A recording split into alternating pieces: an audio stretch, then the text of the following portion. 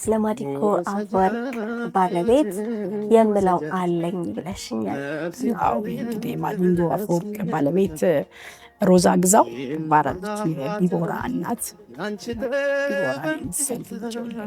እኔ የማውቃት 2007 ላይ ነፍሱን ይማረውና ማዲዬ ከመሞቱ በፊት ወደ ዱባይ እንዳቀና ከዛም በፊት ሄጃለሁ። ብዙ ጊዜ ተመላልሻለሁ የተለያየ ሀገር። ግን በ2007 ላይ መጥቶ ያገናኘን እሱ ነው ነፍሱን ይማረውና እዛ ሄጄ እንድሰራ ስሰራም አንድ አመት ሙሉ እሷ ጋር እየሰራው ነበር 2007 ላይ ማለት ነው። ከ10 አመት በፊት ከ10 አመት በፊትና ይሄን ያህል ኃላፊነት ኢትዮጵያዊ ሆነሽ በኢትዮጵያነት ተኮርቶብሽ አፍሪካዊ ሆነሽ አፍሪካኖቹ ስላንቺ ሲመሰክሩ ያንቺ የሆነ ደግሞ ኢትዮጵያዊ ከራስሽ ይወጣ ሄዶ ተስተናግዶ መጥቶ ደግሞ አለማውራቱ በራሱ ለዛ ነው። እንደነገርሽኝ ከሆነ ከካሜራም ጀርባ እያወራን ነበረ።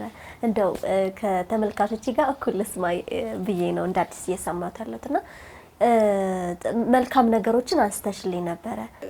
መተዳደሪያ ምናምን የምትሉት እግዚአብሔር ሙዚቃ ላይ እንዴ ብሏል እንጂ ለምን አይልም? ደግሞ ነገ ይሰበስበኛል አይደል?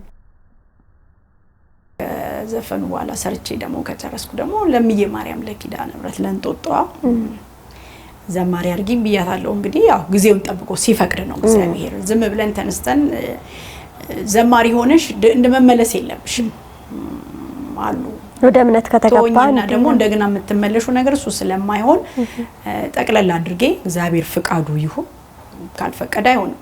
ፈቅዶም ነው የዘፈንኩትኝ ከራሴ አይደለምና እንደዚህ ነው። ስለ ልጃቸው ስለ ዲቦራ ማዲንጎ ደግሞ በቃ እሷ ደግሞ ትለያለች በጣም እንጃ በጣም አርጋ ነው ያሳደገቻት። በጣም በቃ እሱን የሚገልጽ እንግዲህ ያው ስለ እናት ከተሰራ የነዋይ ደበበ ደሃ የሚለው ለፍቶ አዳሪ ጥሩ አዳሪ የእግዚአብሔር ደሃ ለፍቶ ናሪ እንደ ልፋቷ አስማን ከፈላት እድሏ ነው የሚያስነፋን ደሃ የኔ ደሃ የኔ ጀግና ሁልጊዜም ጀግና ልበልና ልቀይራ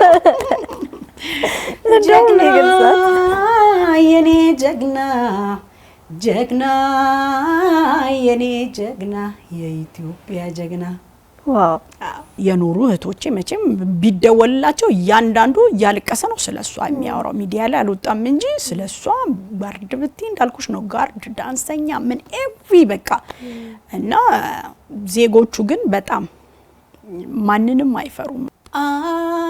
አስታውሳለሁ ፍቅር በውስጤ ይሻለው አስበሃለሁ መቼም ማረሳ ፍቅር በውስጤ ቦታለ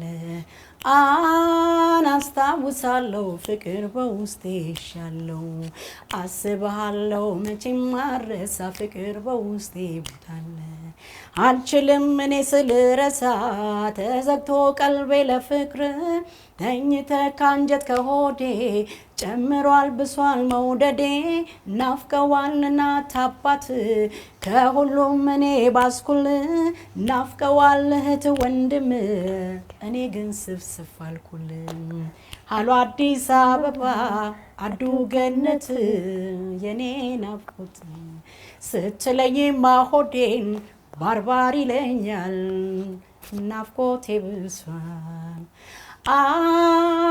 ብሷል አይ ብሷል ፍቅርሽ እንዴት ይረሳል